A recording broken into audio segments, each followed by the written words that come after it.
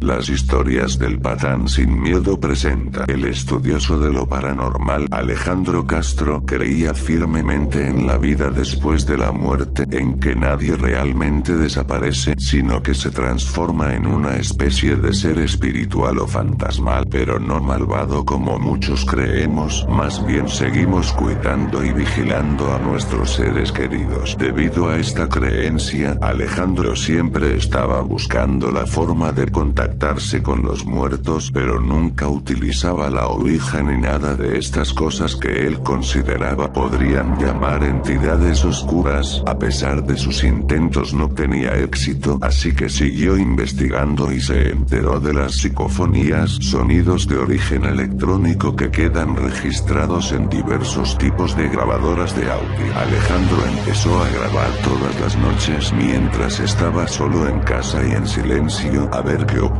Le hacía preguntas a los muertos y espíritus, esperando respuesta al reproducir la cinta de grabación. Lo intentó un par de noches sin éxito, hasta que una vez, por fin escuchó una voz débil que había que poner atención para entenderla, ya que estas voces a veces no son claras, pero se podía entender entre la estática algo como hijo no es. Esta frase poco entendible asustó y a la vez emocionó a Alejandro, ya que su madre había muerto ya hace varios años y estaba seguro que esa era su voz. Lejos de amedrentarse, siguió grabando y grabando, haciendo preguntas, esperando respuestas y documentando, hasta que las cosas fueron cambiando y poniéndose algo tenebrosas. La siguiente respuesta de su madre fue así: Alejandro, no hagas. Pero la voz fue cortada por un grito espantoso que parecía escucharse de fondo en la grabación, seguido de un golpe muy fuerte, como si alguien golpeara un mazo sobre la cabeza de alguien, luego sonidos como de cerdo. Terminando la grabación, al escuchar esto Alejandro soltó la grabadora que sostenía en su mano aterrado. Todo parecía apuntar a que su madre sufría o algo raro estaba pasando, pero al dejar caer la grabadora el botón del play se activó por sí solo, revelando algo nuevo, más peligroso y aterrador. El bien sufrirás. Alejandro rápidamente dio una patada a la grabadora para no tener que seguir escuchando aquel mensaje que muy claramente no era de su madre como los primeros. Este era de una voz gruesa que luego cambiaba a delgada. Todo era casi una locura. Decidió dejar sus experimentos por unos días mientras se recuperaba de la impresión y buscó en internet información sobre lo que había encontrado, descubriendo que podían ser en efecto voces del más allá, pero lo que él no sabía que era mucho más que eso. Mamá,